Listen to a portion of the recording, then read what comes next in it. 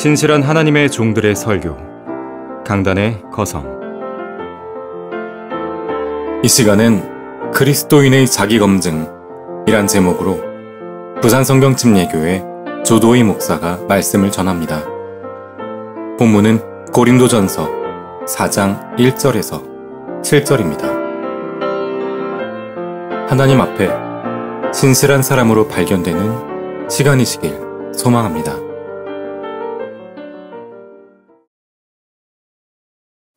오후에 살펴볼 하나님의 말씀은 고린도전서 4장입니다. 4장 1절부터 7절까지 받들어 읽겠습니다. 그러므로 사람들이 우리를 그리스도의 일꾼이며 하나님의 신비들을 맡은 청지기로 여기게 하라. 청지기에 요청되는 것은 무엇보다도 신실한 사람으로 발견되는 것이라.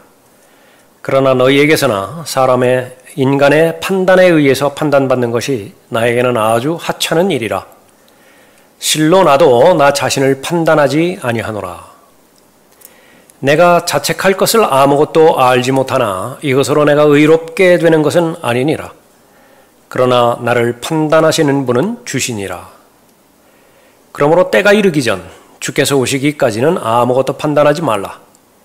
주께서 어두움에 감추어진 것들의 빛을 비추시고 마음의 의도들을 나타내시리라. 그때서야 하나님께로부터 각 사람이 칭찬을 받으리라. 형제들아, 내가 너희를 위하여 나 자신과 아폴로를 이런 사례에 적용시켰으니 이는 너희가 기록된 것 이상으로 사람들에 대하여 생각지 아니함을 우리에게 배워 아무도 한 편을 들고 다른 편을 반대함으로써 교만하게 되는 일이 없게 하려는 것이라. 누가 너를 구별시켰느냐? 내가 가지고 있는 것 중에 받지 않은 것이 무엇이냐? 이제 내가 받았다면 어찌하여 받지 않은 것처럼 자랑하느냐? 그리스도인의 자기 검증이라고 하는 제목으로 말씀드리겠습니다.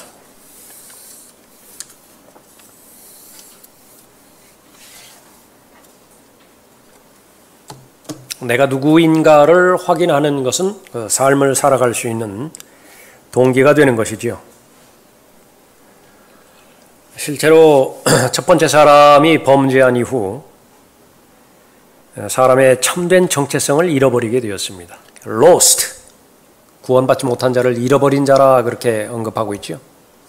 그 가운데 많은 부분이 포함되어 있지만 자신의 정체성을 잃어버렸어요. 나의 정체성은 누구인가? 나는 누구인가? 어디로 가고 있는 것인가? 하나님의 말씀에 의하면 하나님께서는 온 우주 만물 가운데 가장 귀한 가치를 두시고 사람을 창조하셨습니다. 오죽하면 하나님의 형상대로 창조하셨다고 말씀하셨겠습니까? 하나님의 형상대로 창조하셨다. 그것은 하나님처럼 만들었다 그 말 아니에요?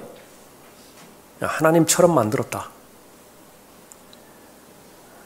그런데 오늘날의 현실을 보면, 상황을 보면 거의 대부분 동물과 같이 살아갑니다.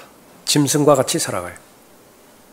성경에서는 양심이 화인 맞았다라고 하는 표현이 나오는데 사람의 뇌 구조 가운데서 여러 가지 그 뇌의 구조가 여러 가지 다양하게 구분되어질 수 있죠. 파충류가 가지고 있는 뇌가 있고요. 또 영장류, 침팬지나 오랑우탄이 가지고 있는 뇌의 구조도 있죠. 인간이 가지고 있는 뇌의 구조도 있습니다. 성경에서는 짐승과 사람을 영으로 나누지요. 짐승과 사람의 구분이 되어지는 것이 무엇이냐? 짐승에게는 짐승의 뇌가 있고요. 사람에게는 사람에게 뇌가 있어요. 그 가운데서 이 양심을 관장하는 그런 그 부분이 있습니다. 사람의 양심을 관장하는 부분이 있어요. 그 부분을 어떤 형태로든지 조작을 한다든지 아니면 사고로 인해서라든지 그 부분이 기능을 멈춰버리게 되면 동물과 다를 바가 없습니다. 똑같이 잔인하고요. 똑같이 본능에 의해서 충실하게 그렇게 살아가게 되어지는 것이죠. 자신의 정체성을 확인하기 위해서는 우선적으로 하나님의 말씀에 입각해서 내가 하나님께서 만들어주신 피조물이라고 하는 사실을 내가 잘 알고요. 그렇다고 한다면 무슨 목적으로 나를 만들어주셨는가? 그 목적대로 나는 지금 계속 진행 중인가? 그것을 확인할 때 자신에 대해서 확신할 수 있게 되는 거죠. 아무리 존귀에 처해 있다 하더라도 깨닫지 못하면 멸망하는 짐승과 같다라고 선언한 것이 성경의 말씀이기도 합니다. 이 마지막 날들의 어려운 때에 사람을 어렵게 만드는 것은 정체성이 확인되지 않는다는 데 있습니다. 이 정체성만 확인되어지면 이것이 삶의 주체가 되기 때문에 얼마만큼 건강하냐 그렇지 못하냐 이건 부차적이에요. 또 내가 얼마만큼 많이 가지고 있느냐 그렇지 못하느냐 얼마만큼 많이 문화적이고 교육적인 혜택을 누렸느냐 그렇지 못하느냐 그러니까 그것도 부차적이에요. 그런데 정체성을 잃어버리면 어떻게 되는 것이냐 그러니까 부차적인 것이 이제 근본이 되어져 버립니다. 그렇게 되어지면 그것이 의미 있게 되기 위해서는 그 환경이 지속적으로 유지가 돼야 되는데요. 그렇지 못하거든요. 중간에 바뀔 뿐만 아니라 한 번도 바뀌지 않는다 하더라도 결국은 무로 돌아가게 되어지는 것이죠. 크리스천, 영어로 크라이스트에다가 IAN 그렇게 붙이면 크리스천입니다. 정의예요. 그리스도인. 어떤 사람이 설명을 했는데 성경적 설명을 했습니다. Christ 그대로 두고요. I am nothing. IAN. 그리스도가 내 안에 충만하게 채워져 있다고 한다면 그것이 바로 그리스도인이다. 그것이 성경에서 언급하고 있는 그리스도인의 정체성입니다. 그러면 내 의지와는 상관없이 하나님께서 조종하는 대로 살아가는 말인가? 그것이 아닙니다. 예수 그리스도께서 마음의 중심이 되어주시고 하나님께서 나의 마음에 충만하게 채워주실 때 비로소 창조의 목적대로 그렇게 잘 살아가게 된다라고 하는 것이죠. 그리스도인의 자기검증. 그리스도인은 그리스도를 기쁘게 하는 사람입니다. 나는 그런 사람인가? 검증의 기준이 되어지는 것이에요. 나는 지금 현재 있는 이 위치에서 내 존재 자체로서 예수 그리스도를 기쁘게 해드리는 것인가? 내가 이 생각을 하고 있는데 이 생각의 결과 예수 그리스도는 기뻐하시는 것인가? 내가 행동을 하게 되는 건데 행위를 하게 되어지는데 그 행위의 결과 예수 그리스도는 영광을 받으시는 것인가? 그것과 비교가 되어질 수 있습니다. 첫 번째로 하나님께서 말씀하신 정체성으로 살아가는 사람입니다. 예수 그리스도를 기쁘시게 해드리는 사람은 하나님께서 말씀하신 정체성으로 살아가는 사람이에요. 1절을 보십시오. 그러므로 사람들이 우리를 그리스도의 일꾼이며 하나님의 신비들을 맡은 청지기로 여기게 하라. 사람들이 나를 이렇게 생각하게, 인정하게, 받아들이게 하라. 그렇게 말하는 것이죠. 제일 먼저 일꾼이요 청지기라 그렇게 말하고 있습니다. 청지기. 가장 마음 편하게 살아가는 방법이 바로 청지기로 살아가는 것이고요. 또 이 주인과 청지기와의 관계를 확인하면서 살아가는 것입니다. 하나님의 말씀에 의하면 그래요. 제일 안정적으로 살아가는 때, 그때에 또 미래가 보장되었을 때 무슨 뭐 평생 직원 맞나 표현이? 평생 고용 그런 거 있었죠. 한번 들어가면 평생 고용된다고. 그런 것은 이제 없어졌습니다. 그런 직장은 없어요. 그러니까 사람들이 그것을 대체한 것이 이제 공무원이죠. 공무원이 특별하게 그렇게 무능하지 않는 한, 특별하게 뭐 잘못을 저지르지 않는 한 정년이 보장되니까 그렇게 애를 써서 공무원이 되려고 하는 것입니다. 그런데 문제는 그 공무원 열풍이 이제 한참 불다가 지금은 그 퇴직률이 상당히 높아졌다고 그러죠. 그게 다가 아니에요. 안전만이 다가 아니라 사람은 짐승과 다르기 때문에 자아 실현 욕구가 아주 강하고요. 하나님께서 각 사람에게 주신 천직이 있죠. 그리스도인이라고 하면 거기에 덧붙여서 은사가 있습니다. 제일 좋은 것은 자기가 잘 하는 거 하는 거예요. 자기가 하고 싶은 것 하는 것입니다. 1년 12달 하고 싶은 것만 할 수는 없어요. 그런 직업은 없어요. 그런 직장은 없습니다. 그러나 평균적으로 봤을 때에 다른 일에 비해서 그런 일을 하면 좋은데 그런 것들이 발견되지 않고 하나 그냥 정년이 보장돼 있다. 그 수십 년의 남은 기간을 그것 하나만 바라보고 가기가 수월치 않은 것이죠. 그런 그 부분도 있는 것입니다. 그러나 이 청지기로서 살아간다라고 하는 것은 하나님께서 그 청지기보다도 더 잘 알고 계시는 분이지요. 그 능력을 알아요. 그 사람의 능력을 안다고요. 한 시간에 처리할 수 있는 일의 능력을 알기 때문에 한 사람에게는 5달란트 맡겨줄 수 있고 2달란트, 1달란트 그렇게 맡겨주는 것입니다. 그 달란트 받은 사람이 비교로부터 자유로워질 수만 있다라고 한다면요. 저 사람 5개 줬는데 왜 나는 1개 주었습니까? 예. 그 뼈의 골밀도가 달라요. 근육량이 다르다고요. 감당할 수 있는, 들 수 있는 그 중량의 무게가 다 달라요. 그런데 어떻게 획일적으로 해가지고서 평등이라고 하는 말을 잘못 사용함으로 인해서 그렇게 다 그것을 요구하느냐. 그런 논리라고 한다면 여자도 다 군대 가야 되죠. 왜 남자만 군대 가는 거예요? 왜 남자만 군대 가죠? 여러분 그 이유 알고 계세요? 남자의 심장이 여자의 심장보다 커요. 맞습니까? 맞아요. 폐 용량이 남자의 폐 용량이 여자의 폐 용량보다 더 커요. 용적이 커요. 특별하게 다른 예외 경우가 있기는 있지만은 그것 때문에 남자가 군대 가는 거예요. 그런데 그거를 무시하라라고 하는 것은 바로 진정한 무슨 평등이니 그런 그 부분을 모르는 것이죠.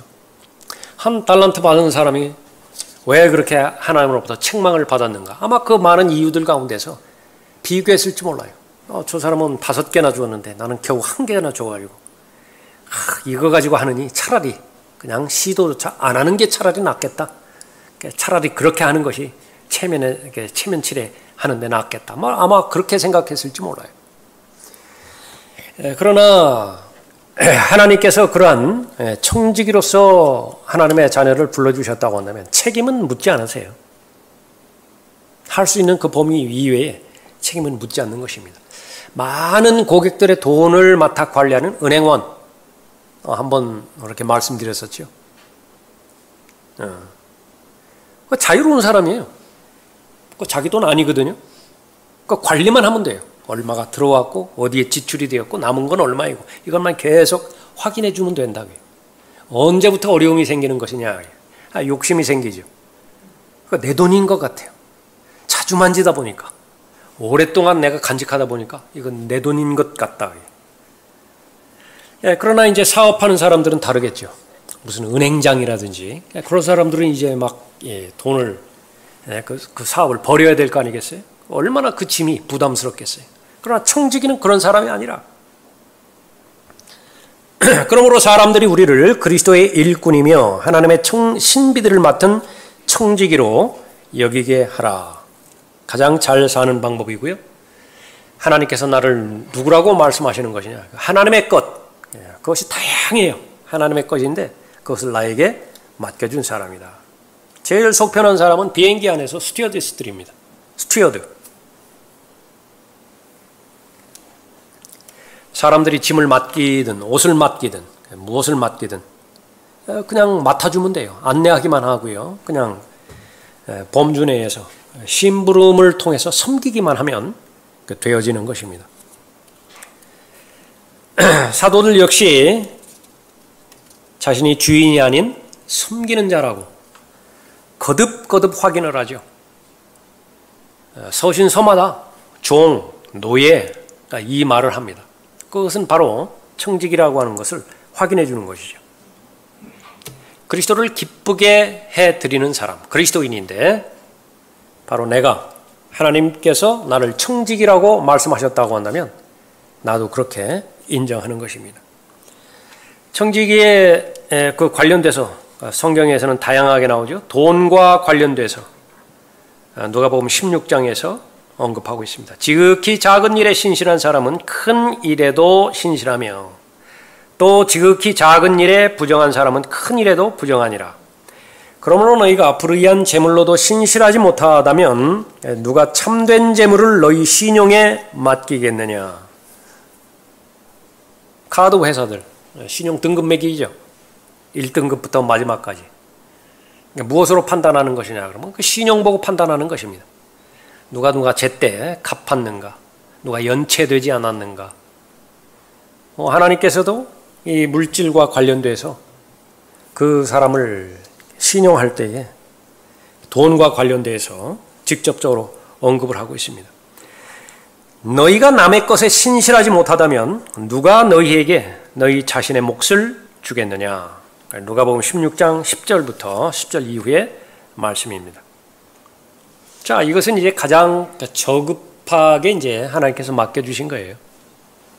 그 다음에 이제 몸이죠. 몸도 맡겨주셨죠. 하나님의 핏값을 주고 나의 몸을 사셨습니다. 시간도 사라고 그랬죠. 시간도 사서 얻으라. 그러니까 시간이 물리적인 시간은 24시간 있는데 그 가운데서 내가 이 물고기를 잡는 그 채망으로 건져 올리듯이요. 그것을 건져 올리지 않으면 아무것도 나의 시간이 되지 않아요. 그냥 흘러가는 시간이 되어져 버리는 것입니다. 물, 수량은 아무리 많다 하더라도, 많은 양이 흐른다 하더라도 그릇이 준비되어 있지 않았다고 한다면 그릇으로 담는 것만 내 물이 되는 거예요. 나머지 것들은 나와는 상관이 없어요. 시간을 사서 얻으라. 인생의 많은 기회들도 하나님께서 허락해 주셨죠. 그 가운데 그것과 관련되어서 주신 것이 하나님의 선물, 인생을 살아가는 데 있어서 가장 효율적으로 살아가는 하나님의 선물, 기프트, 은사라고 우리가 알고 있죠. 그 은사도 청지기예요. 하나님 것이라고요. 5달란트, 1달란트, 한 문화 다 하나님께서 주신 것이에요. 그것은 무엇을 말하는 것이냐면 항상 결산의 때를 의식하고 있으라 그 얘기죠. 사람이 늙어서 시간이 지나서 자신의 그 인생이 이렇게 끝나버린다. 그것으로 끝나는 것이 아니라 한 번 죽는 것은 사람들에게 정해져 있고 거기서 끝나는 것이 아니에요. 그 뒤에는 심판이 있는데 그 심판은 지금 그리스도인의 입장에서 보면 결산을 말하는 것입니다. 결산의 목적은 무엇이죠? 상 주시려고, 보상하시려고, 우리가 계속 공부하고 있는 상속에 참여시키기 위해서. 그래서 지금 아버지와 아들과의 관계 가운데서 우리를 아들의 신분을 주셨죠. 아들로서 우리가 판단해야 되는 것은 매일매일 순간순간마다 판단해야 됩니다. 왜냐하면 교제가 목적이니까. 그러나 또 하나의 신분을 주셨는데 우리는 청지기의 신분을 주셨어요. 일꾼의 신분을 주셨죠. 그건 종입니다. 그러면 섬기는 것이 목적인데 이 섬김에 대한 결과는 당장 나타나지 않아요. 언제 나타나는 것이냐? 그리스도의 심판석에서 나타나는 것입니다. 그건 미래의 판단이 돼요. 미래의 결산이 되어지고 미래에 계산할 거예요. 그것을 위해서 하나님께서는 은사를 주셨는데 모두가 다 일과 관련이 있습니다. 그리스도인이 하는 일과 관련이 있어요. 그들은 사한 자들과 죽은 자들을 심판하시게 될 그분께 설명하게 되리라. 베드로전서 4장 5절 말씀인데요. 구원받았으면 구원받은 자대로, 그렇지 못하면 그렇지 못한 대로 하나님과 결산을 해야 돼요. 그리스도의 심판석에서 하든지 크고 흰 백보자 심판석에서 하든지 결산을 합니다. 하나님과 대면한다 그 말이에요. 그분 앞에서 명하는 것입니다. 만물의 마지막이 가까웠으니 그러므로 너희는 정신을 차리고 깨어 기도하라. 무엇보다 서로 뜨겁게 사랑하라. 이는 사랑이 허다한 죄들을 덮기 때문이니라. 불평하지 말고 서로 대접하며 각 사람이 받은 은사대로 하나님의 다양한 은혜를 맡은 선한 청지기 같이 베드로전서 4장에서도 청지기를 다시 한번 강조를 하는 것입니다. 그것이 우리의 정체성이에요. 회사에서는 나를 과장이라고 부릅니다. 사람들 다 그렇게 알아요. 그래서 저 사람 이름 생각하면 그 기업체 과장. 과장으로 퇴직하면 환갑이 넘어서도 과장이에요. 계속 그때만 생각한다. 병장으로 제대하면 마찬가지로 70이 넘어서도 병장이에요. 예. 가장 강력한 인상을 주는 정체성이 무엇이냐? 대통령도 있고 사장도 있고 뭐 다른 것도 있겠죠. 다른 나라는 몰라도 미국 사회에서는 지금은 이제 달라졌을 거예요. 수십 년 전에 그 글을 통해서 보는 것인데 가장 명예롭게 생각하는 것이 교수예요. 무슨 뭐 부통령을 지내고 무슨 장관을 지내고 했다 하더라도 자기 자신이 교수로 불리는 것을 선호한대요. 자신의 정체성입니다. 이렇게. 하나님의 정체성은 선한 청지기라 해요. 선한 청지기 같이 서로 섬기라. 만일 누가 말하려거든. 근데 특별히 강조해서 말하는 것이 이 말과 관련되어서 하나님께서 주시는 은사가 있어요. 그리스도는 다른 몸으로도 일을 하지만은 또 상당 부분 말로 일을 하죠. 그래서 하나님의 일이라고 하는 것은 바로 하나님과 아들 예수 그리스도를 아는 일인데 그것이 하나님의 일이에요. 알아가는 것이. 그럼 어떻게 아는 것이냐? 그러면 시인하는 것으로부터 알게 됩니다. 독특해요. 하나님을 알려면 하나님을 불러야 돼요. 하나님. 예수 그리스도를 알려면 예수 그리스도를 불러야 돼요. 예수님. 주 예수 그리스도. 예수 그리스도를 주라고 부르면 구원의 능력이 그 사람에게 역사해요. 그것을 시작으로 해서 하나님을 더 잘 알아가고 예수 그리스도를 더 잘 알아가려면요. 성경을 펴서 하나님의 말씀을 읽고 가능하다면 소리내서 읽어요. 시인하는 것입니다. 여러분이 기도하실 때 기도가 잘 안 되는 경우가 있죠. 또 실제로는 뭐 굳이 그렇게 기도할 것이 없을 수도 있어요. 하나님께서 다 이미 이루어 주셨고 채워 주셨기 때문에. 근데 그게 다가 아니죠. 얼마나 많은 기도의 제목들이 있고 얼마나 많은 기도의 내용들이 있는지 시편 몇 편만 읽어보면 단박에 나타납니다. 그러면 여러분들은 시편을 읽고요. 그 시편을 여러분의 말로 바꿔서 기도해드려요. 훌륭한 기도예요. 그러니까 시편을 읽으면서 기도하십시오. 하나님의 말씀을 읽으면서 기도하십시오. 오늘 사람들로 하여금 내가 일꾼이고 하나님의 청지기로 여기게 하라고 했는데 이 부분 그대로 내가 읽고 그렇습니다. 하나님께서는 나에 대해서 일꾼이고 청지기라고 말씀하셨습니다. 그런데 제가 생각할 때 미흡한 부분이 있습니다. 딱히 무엇이 부족한지 잘 모르겠습니다. 하나님께서 가르쳐 주십시오. 부족한 부분이 없다면 저에게 확신을 주십시오. 그러니까 그렇게 하는 거예요. 말로 하는 거죠. 이것을 시작으로 해서 이제 다른 사람을 섬기고 세우고 또 위로하고 격려해주고 용기를 주고 그렇게 하는 일들이 바로 이 하나님께서 주시는 은사를 가지고 행하는 것입니다. 만일 누가 말하려거든 하나님의 말씀처럼 말하고 누가 섬기려거든 하나님께서 공급하시는 그 능력으로 하는 것처럼 말하라. 이는 모든 일에 예수 그리스도로 말미암아 하나님께서 영광을 받게 하려 함이니. 그리스도인의 자기 점검이에요.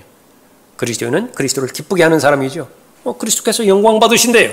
어떻게 할 때요? 먼저 주신 것이 있습니다. 그 주신 것을 내가 알고 사용하면 돼요. 그 가운데 하나가 은사와 관련돼서 나는 청지기라 말하고 있습니다. 더 구체적으로 들어가서 오늘 본문 말씀해 보니까 하나님의 신비들과 관련돼서 언급하고 있죠. 2절, 1절 다시 보십시오. 그러므로 사람들이 우리를 그리스도의 일꾼이며 하나님의 신비들을 맡은 청지기로 여기게 하라. 넓은 의미에서는 하나님의 말씀 전체죠. 진리 전체를 말하고 있습니다.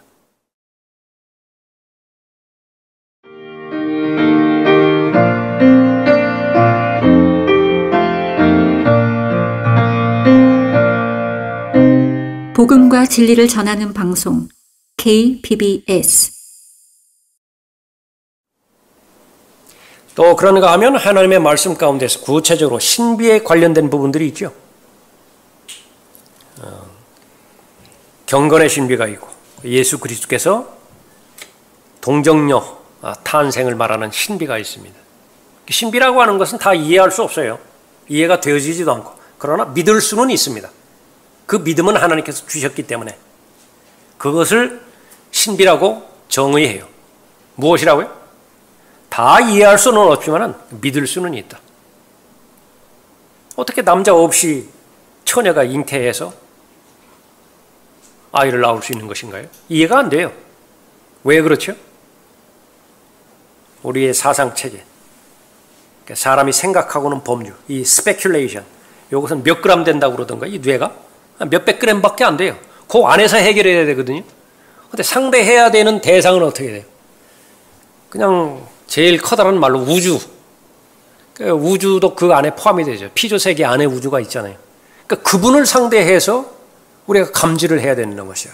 그러니까 그 대상 자체가 불가능하죠. 그러나 믿을 수는 있습니다. 여러분이 예수 그리스도를 믿어서 구원받았다라고 한다면 여러분 안에 예수 그리스도가 계세요. 한번 두 번 생각해 보십시오. 한 번 생각해서 그치지 말고 한번 또다시 생각해 봐요. 내 안에 그리스도께서 계신다? 좀 오묘하다고요. 내 안에 예수 그리스도께서 계시대요. 이해가 안 됩니다. 선과 악의 지식을 알고 난 이후에요. 사람의 타락한 본성이라고 하는 것은 짐승만도 못해요. 짐승은 그런 악한 짓을 저지르지를 않아요. 그냥 배만 부르면 끝나요. 생식의 본능만 채우면 그걸로 만족을 해요. 그 더럽고 추잡스럽고 가증스러운 마귀 같은 짓거리를 안 한다고요. 근데 사람은 해요. 근데 그것이 사람의 본체인데 그 사람 안에 죄가 없으신 거룩하신 예수 그리스도께서 계시대요. 어떻게 설명이 되지? 그러나 믿을 수는 있어요.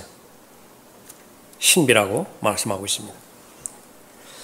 유대인과 이방인이 그리스도 안에서 한 몸이 되는 신비가 있고요. 또 이스라엘이 궁극적으로 문자적으로 회복되어지는 신비가 있습니다.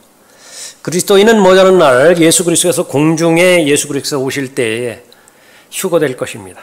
휴거에 대한 신비가 있고 또 불법의 신비가 있고 큰 바빌론의 신비가 있습니다. 대표되어지는 그런 하나님의 말씀이죠. 그런 부분들을 우리에게 맡겨주셨다라고 말씀하십니다. 목적은 무엇입니까? 나누어 주라고. dispensation, 경륜이라고 알고 있죠. 거기에 해당되지는 말 dispense, 나누어 주는 겁니다. 나누어 주는 거예요. 하나님의 은혜의 경륜이라고 한 말을 잘못 해석을 해서 이제 엉망진창으로 만들었죠. 하나님의 은혜의 경륜이라는 것은 없어요. 거기에 dispense라고 하는 말이 나오거든요. 하나님의 은혜를 나누어 주라고 해요. 하나님의 은혜를 나누어 받은 사도 바울이 그 하나님의 은혜를 나누어 주는 것입니다. 목적은 나누어 주는 거예요. 청지기의 목적은 무엇이냐? 나누어 주는 거예요. 그것이 바로 나의 정체성이라고 한다면 하나 걱정하지 않아도 됩니다. 내가 벌지 않아도 돼요. 없는 데서 무에서 유를 만들어가지고 그것을 막 억지로 나눠주고 이게 이제 종교에서 행하는 것이고요.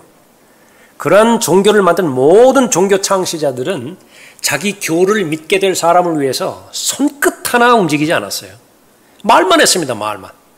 규정 이렇게 쭉 정해놓고요. 규정 정해놓는다고요.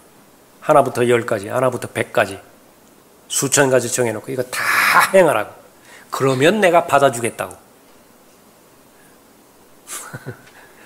이번에 제사 지내는 사람들 명절 지나갔는데 성균관에서 지침이 하달됐는데요. 전 안 만들어도 된대요. 제사상에 전 안 만들어도 된다 그거죠. 이 전 만드는 것 때문에 또 칼부림 났더라고요. 뉴스에서 보셨잖아요. 아주 기쁜 소식이에요. 전 안 만들어도 된다. 예. 예수 그리스도만이 예수 그리스도를 믿는 사람을 위해서 희생하신 것입니다. 예수 그리스도를 믿는 대상에 대해서 무엇을 하라고 요구한 것이 단 하나도 없어요. 있는 그대로 나오면 하라. 빛을 만들어가지고 그 빛을 소유하라 그렇게 말씀하신 것이 아니에요. 빛 자체가 예수 그리스도이세요. 그러니까 빛을만 나오라 말씀하시고 계시는 것입니다. 내가 지금 현 상태가 수고하고 무거운 짐진 인생인데 그것만 인정을 하라. 고달프다. 그 상태에서 심지어 세수조차 하지 말고 있는 그대로 더러운 그대로 나오라. 예수 그리스도께 나오라. 예수 그리스도에서 다 정결케 해주시는 것을 말하는 것입니다. 그것이 참된 기독교 신앙이에요. 다른 종교는 없어요. 다른 종교는 계속해서 짐을 부과하고 노력과 행위를 요구하는 것입니다. 그래서 그 행위를 다 하면 받아주겠다라고 하는데 그런 독재가 어디 있는 것입니까? 하나님께서는 우리를 청지기로 말씀해 주시는 것인데 내가 액면 그대로 하나님께서 말씀하시는 청지기로서만 받아들일 수 있다고 한다면 나는 그리스도를 기쁘게 해드리는 사람입니다. 청지기의 자격은 신실함이라고 말씀하십니다. 2절 보십시오. 청지기에게 요청되는 것은 무엇보다도 신실한 사람으로 발견되는 것이라.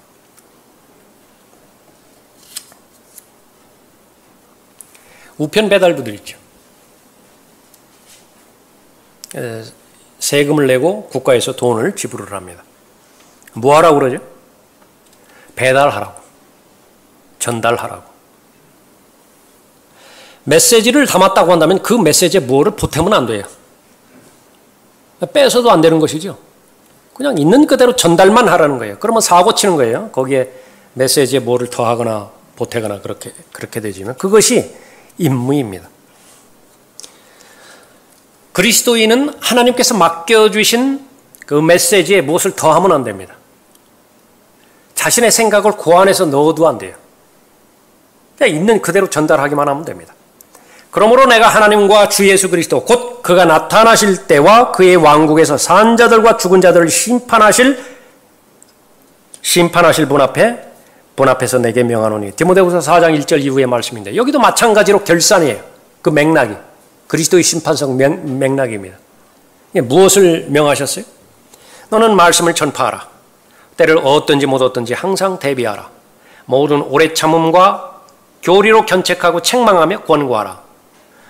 왜 하나님의 말씀을 전파하는데 이렇게 진지해야 되는 것이냐, 신중해야 되는 것이냐, 긴장해야 되는 것이냐? 그 메시지에 사람의 생각을 자꾸 섞으려고 해요.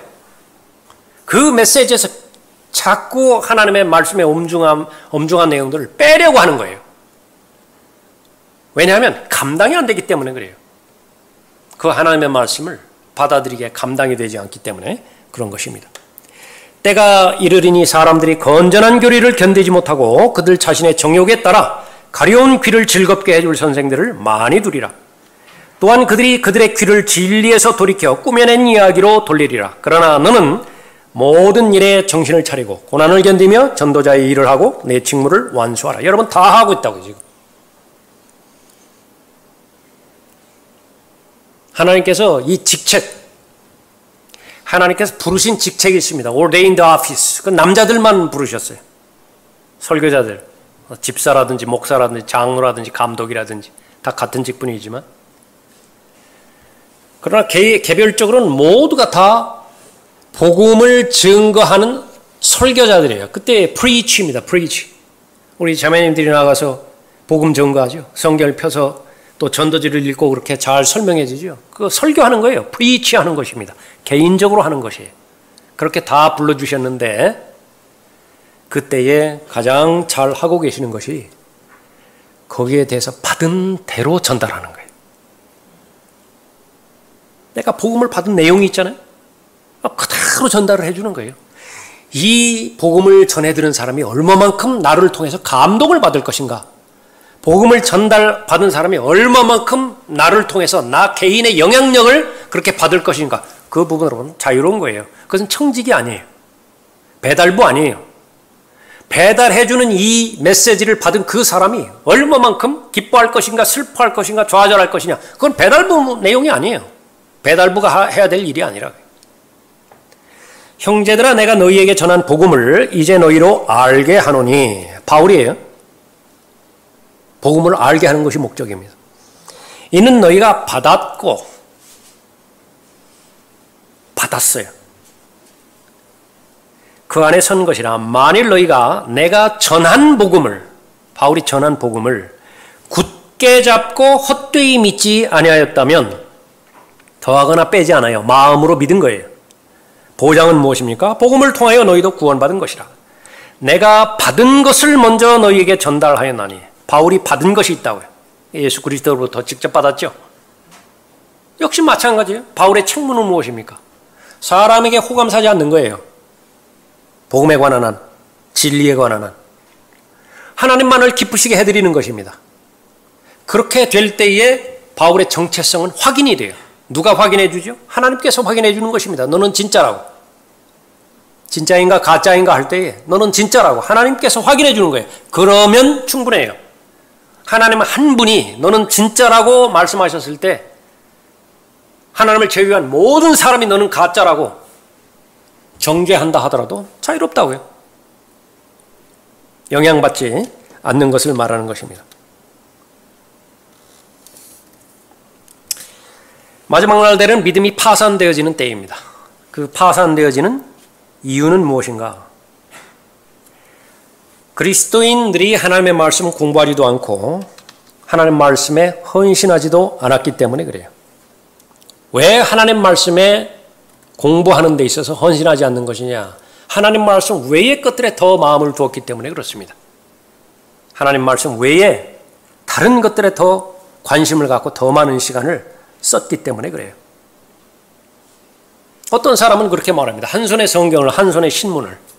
좋은 의도, 선한 의도로 그런 말을 했겠지요. 필요한 부분이 있습니다.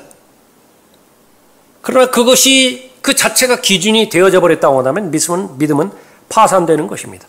아무리 선한 의도를 가졌다 하더라도 성경 외에 다른 책에 심지어 성경을 잘 설명해 주는 도움이 되는 그런 책에 시간의 절대량을 더 써버렸다고 한다면 그건 파산되는 거예요.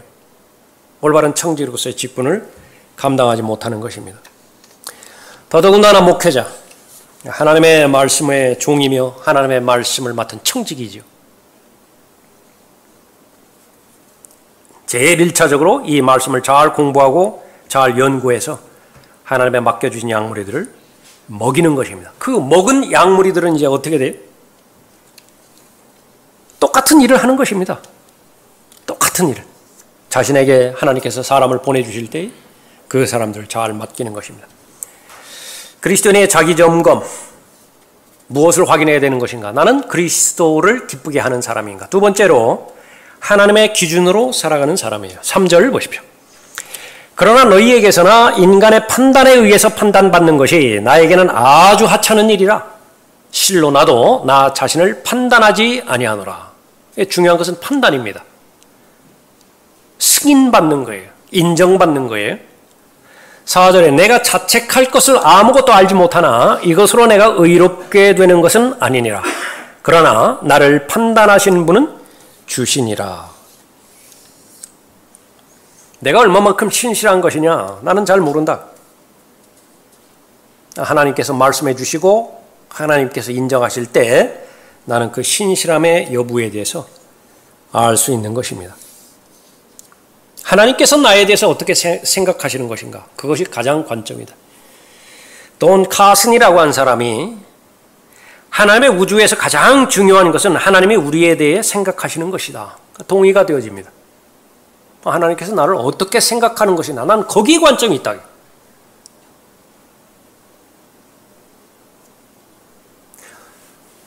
동창들의 모임이라든지 아니면 친척들의 모임이라든지 다 모임 끝나고 나서 아내와 남편하고 이제 이야기를 합니다. 나에 대해서 누가 이야기하더라고. 내가 관심이 있어. 뭐라고 그러던데. 그것을 무한 확장하는 것이. 거기에서 우쭐할 수도 있고요. 과대평가 얼마든지 가능합니다. 위축될 수도 있어요. 소심해질 수도 있다고. 사람들의 평가에 대해서. 그런데 진정한 평가는 무엇이냐 그러면 절대 평가의 완벽한 기준을 가지신 분, 그분의 평가는 뭐냐, 그게 도대체. 하나님의 말씀에 의하면 그 하나님의 평가, 그것이 가장 중요하다고 말씀하는 것입니다. 하나님의 평가는 예수 그리스도로 말미암아 평가하는 거예요. 예수 그리스도를 얼마만큼 기쁘게 해드린 삶을 살았는가. 그러니까 예수 그리스도와 거의 무관한 삶을 살았는가. 아무리 명성이 있다 하더라도, 누가 보면 16장에 그 부자가 아무리 재산이 많고 명성이 분명하고 그렇게 해서 죽은 다음에 묘자리도 아주 탁월하게 쓰고 묘비명도 높은 묘비까지 세웠다 하더라도 하나님께서는 그냥 한 사람이 죽은 거예요. 어떤 의미도 부여할 수 없어요. 거기 세상에 알아주지 않는다 하더라도 예수 그리스도의 생명을 그렇게 증거하고 전파하고 또 나의 삶 가운데서 예수 그리스도를 기쁘시게 해드리는 그런 삶이었다라고 한다면 하나님의 평가가 중요한 것입니다. 스코틀랜드 목사 존 브라운이라고 하는 사람이 있었는데 나이 들어서 이제 젊은 목자들을 훈련하고 있습니다.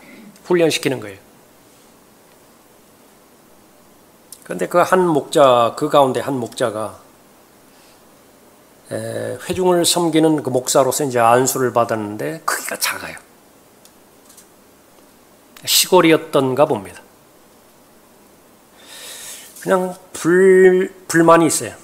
똑같이 훈련받고 똑같이 연수 받았고 똑같이 그렇게 파송을 받았는데 그러니까 자기 동료들을 보니까 막 도시에서요.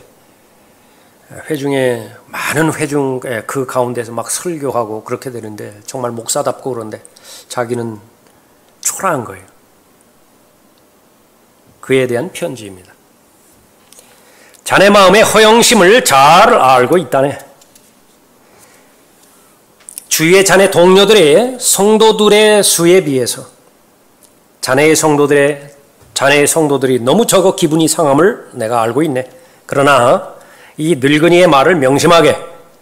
그리스도의 심판석 앞에서 그리스도께 자네가 맡은 성도들을 결산하게 될 때 자네는 너무 많은 회중을 가졌다고 생각하게 될 것에. 오래전에 읽은 글이지만은요, 계속 마음에 떠오르는 구절이에요. 나에게는 왜 이렇게 열 몇몇만 그렇게 해주셨습니까? 열 몇 명이요? 여러분의 자녀 수가 몇 명입니까? 2명입니까? 3명입니까? 5명입니까? 그 하나하나를 온전하게 키우고 양육하고 충분하게 독립시켜 나갈 때에 그 수가 적던가요? 하나에게 매달리기만 해도 벅차요. 근데 똑같은 부모의 심정이라 하나님께서 맡겨주신 양물이 이제 조금 철이 들어서 그런지요, 충분히 동의가 되어집니다. 이 말에 충분히 동의가 돼요. 벅차요. 벅차다. 하나님께서 하나님의 믿음의 분량에 따라서 하나님의 역량에 따라서 회중도 맡겨주시고 여러분의 가정도 이루어주시고 여러분의 믿음의 분량이 필요하다. 그러나 세상의 기준으로 봤을 때 너무 작고 너무 크고 그런 것 없어요. 하나님께서 판단 기준, 그것은 바로 신실함입니다. 아무리 작은 것을 소유했다 하더라도 그 출처가 하나님이라고 한다면 그것은 신실하게 감당할 수 있어야 됩니다. 목자 입장에서는 그렇고요. 성도 입장에서도 마찬가지입니다. 너희를 다스리는 자들에게 순종하며 복종하라. 히브리서 13장 17절 말씀입니다. 너희를 다스리는 자들에게 순종하며 복종하라. 다른 교회 목사님이 부러워요. 그곳에서 좀 배웠으면 좋겠다고. 환경도 더 나을 것 같고. 그들은 너희 혼들을 위해 깨어있기를 자기들이 마땅히 설명해야 할 것처럼 하느니라. 그들로 기쁨으로 하게 하고 슬픔으로 하지 않게 하라. 이는 그것이 너희에게 유익이 없음이라. 가정과 교회는 많이 닮은 부분이 있죠. 아무리 다른 사람이 많이 배우고 아무리 많은 능력이 있다 하더라도 자기 아버지만큼 못해요. 무엇에 있어서요? 사랑에 있어서. 아무리 배우지 못하고 아무리 연약하고 지금 병에 걸렸다 하더라도 존재하시는 그 자체만으로도 감사하잖아요. 그게 내 아버지잖아요. 그렇다고 해서 그 사람이 아무것도 하지 않는 것이 아니라 자신의 역량껏 모든 것을 다 수행해 나가는 것이죠. 그리스도인은 자기 점검을 해야 됩니다. 왜 그렇죠? 영원히 이대로 가지 않아요. 반드시 그날은 온다고요. 어느 날입니까? 결산의 날입니다. 계산의 날이고요. 부재중 업무 보고라고요. 내 담당 이사가 출장을 떠났는데 지금 일들을 맡겨주고 갔지요. 영원히 돌아오지 않는 것이 아니에요. 반드시 돌아온다고요. 돌아오면 지금 나에게 맡겨주었던 그 일들을 정리정돈해서 보고해드려야 돼요. 이런 일들을 했습니다. 이런 일들은 진행 중입니다. 이런 일들은 아직 어떤 이유 때문에 시도하지 않았습니다. 해야 된다고요. 왕이 모든 것을 다 맡겨두고 일꾼들에게 맡겨놓고 먼 나라로 여행을 떠났죠. 떠나면서 다시 돌아오겠다고 말했다고요. 그러나 그 주인의 일을 맡은 그 청지기들, 그 일꾼들은요, 안 믿었어요. 일꾼 돌아오는 것을 안 믿었다고요. 자기가 주인인 것처럼 행사하다가 어느 날 갑자기 온다고 그러거든요. 다 죽여버렸어요. 그 왕의 메신저도 죽여버렸고 그 왕의 아들도 죽여버렸다. 무엇이냐? 자기 점검에 게으르게 된다고 한다면 예수 그리스도의 제 이름을 믿을 수가 없어요. 준비할 수도 없습니다. 입으로는 하는지 몰라요. 예수 그리스도의 제 이름은 성경에서 분명히 결정된 내용이니까. 마지막 세 번째로 하나님의 칭찬을 열망하는 사람입니다. 5절 보십시오. 그러므로 때가 이르기 전 주께서 오시기까지는 아무것도 판단하지 말라. 주께서 어두움에 감추어진 것들에 빛을 비추시고 마음의 의도들을 나타내시리라. 그때서야 하나님께로부터 각 사람이 칭찬을 받으리라. 참된 일꾼, 참된 청지기, 유일한 심판자 되시는 예수 그리스도를 기쁘게 하는 삶을 사는 사람입니다. 지금 현재는 궁극적으로 심판의 때가 아니에요. 조금 전에 살펴봤지만 아들의 신분으로서는 계속 매일매일마다 자신을 판단하고 심판해야 되지만 종으로서, 청지기로서, 일꾼으로서는 아직 심판의 때가 아니라 그것은 예수 그리스도께서 다시 오실 때에 해당되어지는 것입니다. 고린도 성도들,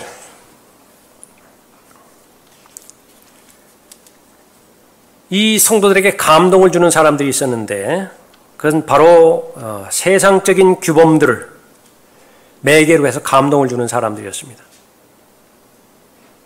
모양이 화려했고요. 말을 잘했습니다. 달변가였어요. 웅변가였습니다. 실제로 고대 고린도 지방에 웅변가는 높은 대우를 받았습니다. 높은 급료가 따랐고요. 그런 사람들이 슬며시 하나둘 교회로 들어오게 되었습니다. 실제 메시지에는 별 관심이 없어요. 자신의 웅변 기술, 그것에 감동을 주기를 바랬던 것입니다. 십자가의 메시지, 여기에는 전혀 매력이 없습니다. 십자가의 메시지를 전하면 안 되는 것입니다. 자신이 얼마만큼 훌륭한 웅변가인가. 그런데 그것을 들은 고린도 성도들이 칭송이 자자해요. 대단하다고. 그 웅변 기술, 그것이 오늘날에도 그대로 답습이 되어서 설교의 진정성은 사라지고요. 설교 기술만 남았어요. 바울은 현학적으로 보이는 것을 끔찍이나 싫어했습니다. 사람들에게. 그래서 로마서에서 경고하죠.